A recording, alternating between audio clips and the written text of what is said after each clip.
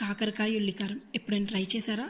అయితే తప్పకుండా చేయాల్సిన రెసిపీ ఇది. చేదు ఉండదు, టేస్ట్ మాత్రం చాలా చాలా బాగుంటుంది. ఒక్కసారి ఇలా ట్రై చేయండి, మీ ఫేవరెట్ అయిపోతుంది. ముందుగా కాకరకాయల తలాతోక కట్ చేసి 1 ఇంచు మందంలో అన్నిటిని కట్ చేయాలి. ఇప్పుడు అన్ని కాకరకాయల ముక్కల మిడిల్ పార్ట్ ని తీసేయాలి. కడాయిలో 3 స్పూన్ల ఆయిల్, 1 స్పూన్ జీలకర్ర, 5 పెద్ద ఉల్లిపాయ ముక్కలు వేసుకుని లైట్ గా ఫ్రై చేసుకోవాలి. వెల్లుల్లి రెబ్బలు, చింతపండు, పసుపు కూడా వేసుకుని కొద్దిగా ఫ్రై అయ్యాక వేరొక దాంట్లోకి తీయాలి. అదే పాన్ లో 2 టేబుల్ స్పూన్ల శనగపప్పు, మినపప్పు, ధనియాలు కూడా వేసి మంచిగా ఫ్రై అయ్యాక వేరొక దాంట్లోకి తీసుకోవాలి. అదే కడాయిలో ఆయిల్ వేసి కాకరకాయలను మంచిగా ఫ్రై చేయాలి. ఇలా మంచిగా ఫ్రై అయ్యి కలర్ వచ్చాక తీసేయాలి. ఒకేసారి కాకరకాయలు ఫ్రై అవ్వవు అనుకుంటే 2 సార్లు వేసుకుంటే సరిపోతుంది. అదే కడాయిలో కాకరకాయ విత్తనాలను వేసి ఫ్రై చేయాలి. ఇవి ఫ్రై అయ్యే లోపు మిక్సీ జార్ లో ఫ్రై చేసిన పప్పులు, ఉల్లిపాయలు, 3 స్పూన్ల కారం, 1.5 స్పూన్ ఉప్పు, 1 స్పూన్ బెల్లం వేసి మెత్తగా పేస్ట్ పట్టాలి. ఇప్పుడు అన్ని ముక్కలకి ఉల్లి కారాన్ని స్టఫింగ్ పెట్టుకోవాలి. చూడండి, విత్తనాలు కూడా మంచిగా ఫ్రై అయ్యాయి. వీటిలో మంచి పోషకాలు ఉంటాయి. కాకరకాయలను వేసి లో ఫ్లేమ్ లో 15 నిమిషాలు ఉడికించుకోవాలి. కొత్తిమీర వేసి గ్యాస్ ఆఫ్ చేయాలి. మరి సబ్స్క్రైబ్ చేసుకోండి.